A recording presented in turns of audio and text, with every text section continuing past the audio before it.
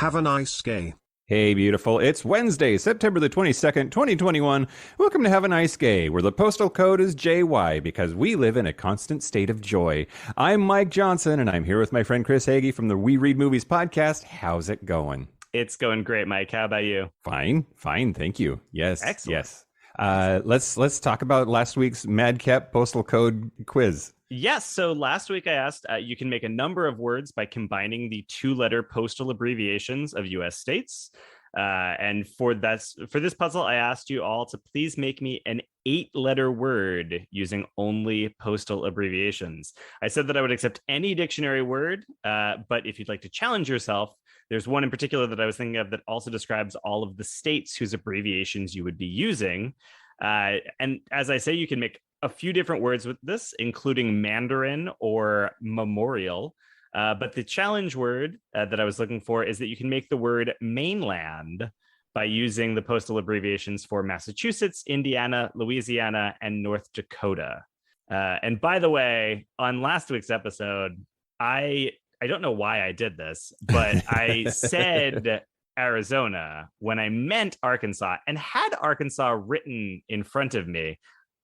So to the people who corrected me, thank you. They were nice about it at the very least. They were. And I was sad to learn that Al-Az-Ec-Co is not a word.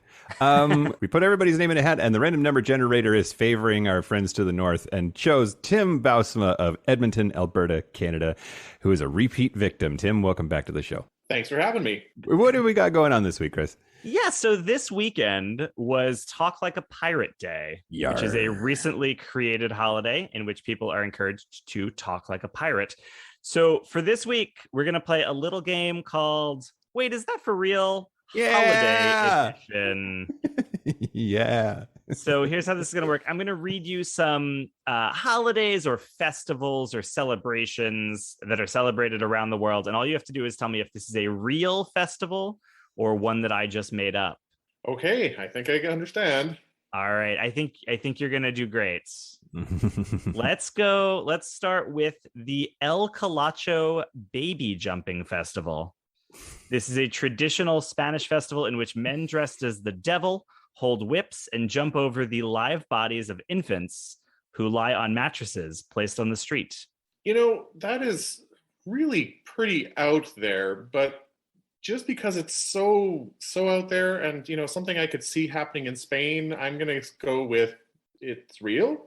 You are correct. It is real. Wow. It's something to do with absolving the baby of sin or something. But also it feels like you might jump on that baby by accident. Right. Well, I I hopefully not, but... I pictured a line of babies and like maybe more babies as it gets more difficult. Oh, like an Evel Knievel situation? Exactly. Sure. Okay. They jump over more than one at a time, but it's not on a motorcycle or anything. All right. All right. How about Singles Day? This is a Valentine's style day in China where single people are encouraged to buy gifts for themselves to celebrate being single.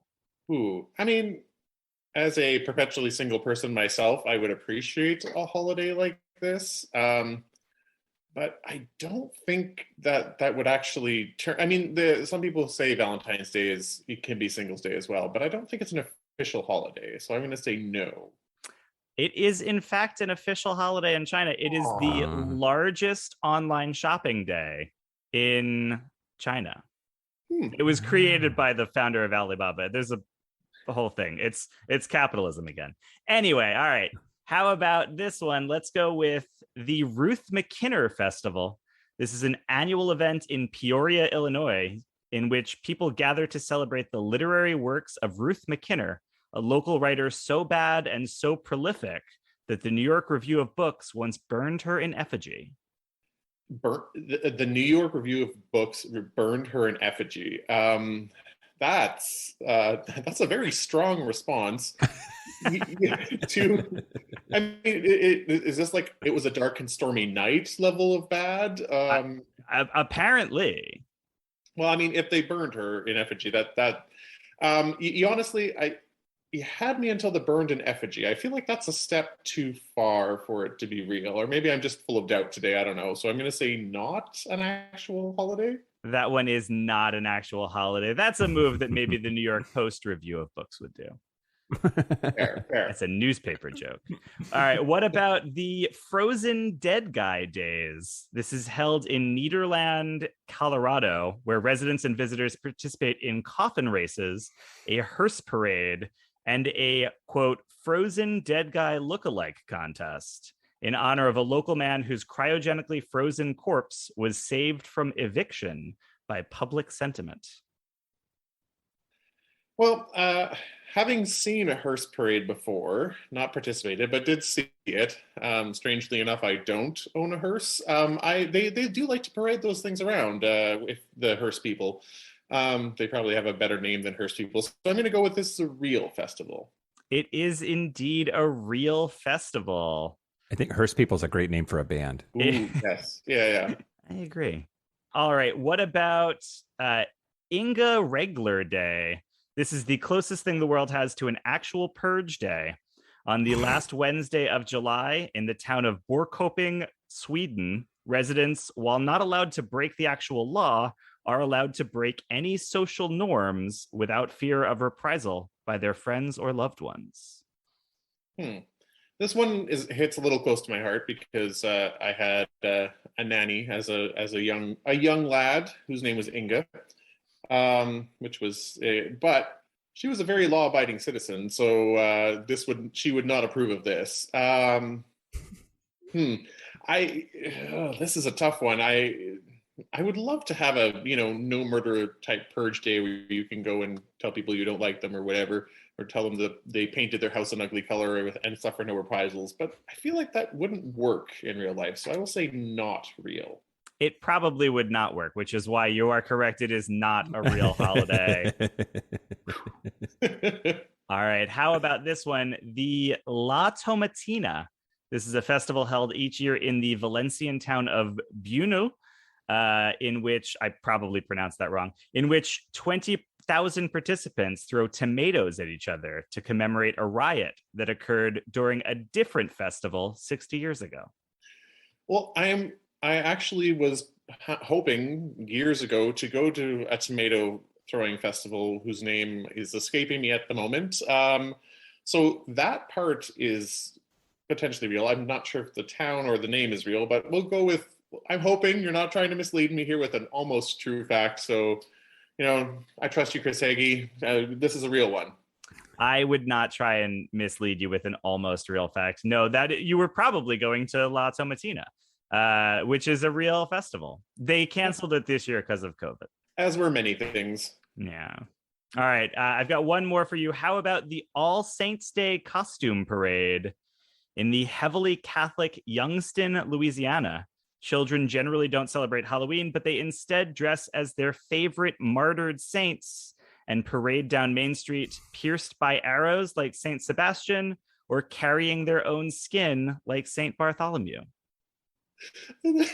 What? As a child, it's always what I dreamed was to carry my own skin down the streets of the town where I live. Like, I mean, All Saints Day is a thing.